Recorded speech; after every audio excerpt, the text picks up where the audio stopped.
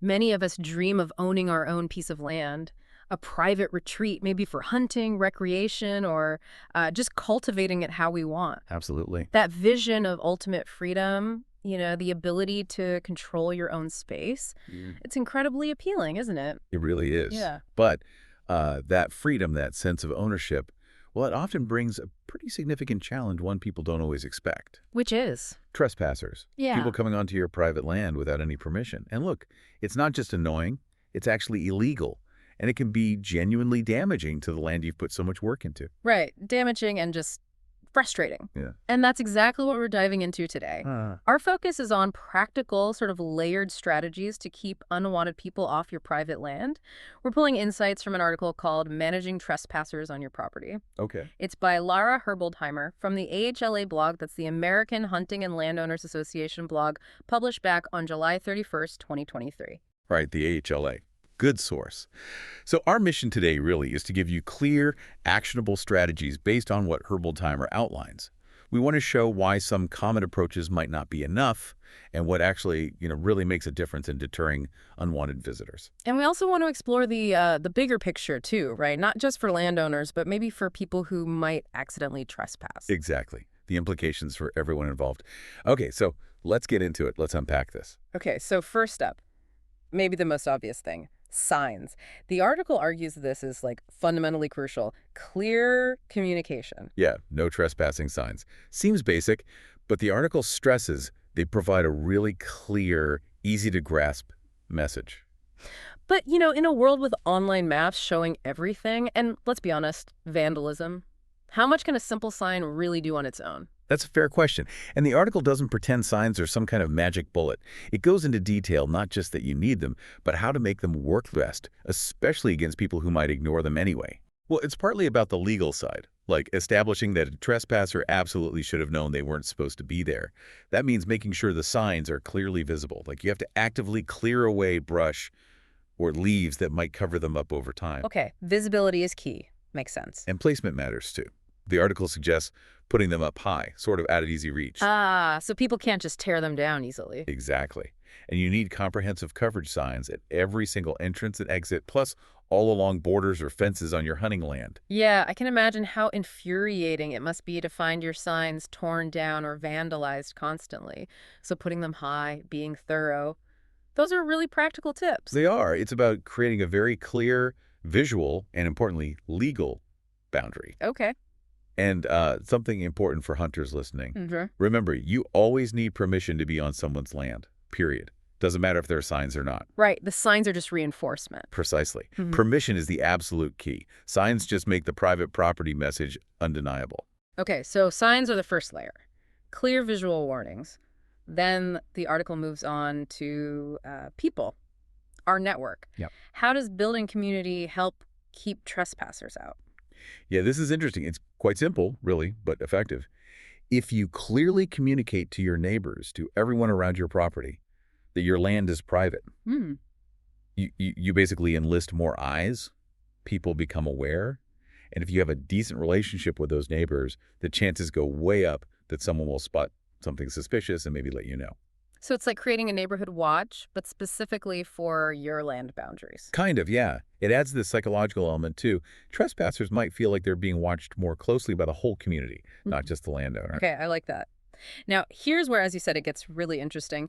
The source connects trespassing directly to strained relations between hunters and landowners. Yes, this is often a huge point of friction. So what specific issues does the article highlight that hunters especially need to be aware of, things that cause these problems? Right, it gets into some real specifics here, situations that can escalate quickly. For example, a wounded animal.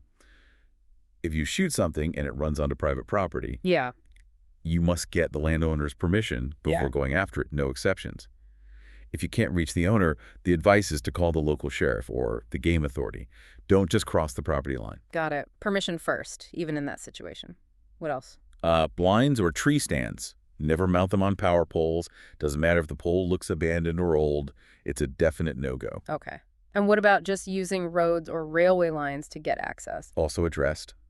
Trespassing to hunt, fish, or trap from roads or railways without legal permission is criminal activity. You can't just use public right-of-ways to access private land. And the consequences in the article suggest they can be pretty far-reaching. Oh, absolutely. Get convicted of trespassing in one state, and you could lose your hunting, fishing, or trapping licenses in other states, too. That network between states is getting tighter. Wow, okay. Yeah. That's significant. Yeah, and it really emphasizes the cost.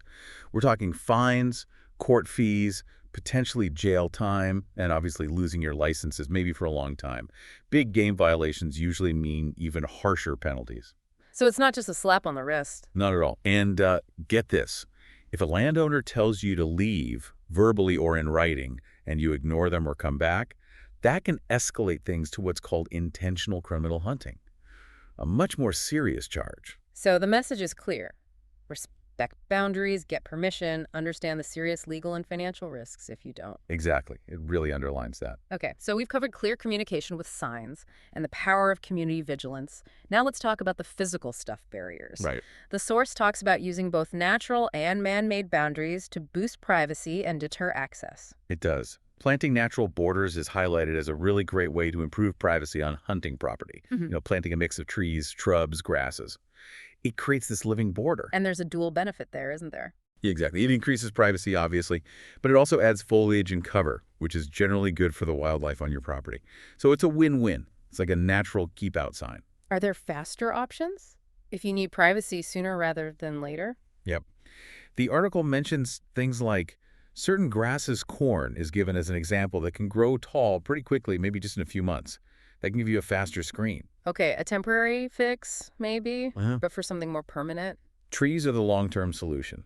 It takes time, obviously. Planting trees is a commitment, but it's presented as a really significant way to improve the land overall. And the type of tree matters. Sure. The best type depends entirely on your region. Pine trees are mentioned as a good option in some areas, but you'd need to see what works where you are. And what about non-natural options, fences? Yeah, the article touches on that too, implicitly. While natural borders are great, things like wire fences, maybe even electric fences, depending on regulations, offer that immediate, very clear boundary. They just come with different costs, installation effort, and maintenance needs. So it's about choosing the right barrier for your specific situation, budget, and local rules. Precisely. Natural, constructed, or maybe even a combination. Okay, this brings us to the final key area, protecting yourself legally. Understanding your rights as a landowner, but also your potential liabilities. This feels critical. It absolutely is. It's about long-term protection and, frankly, peace of mind.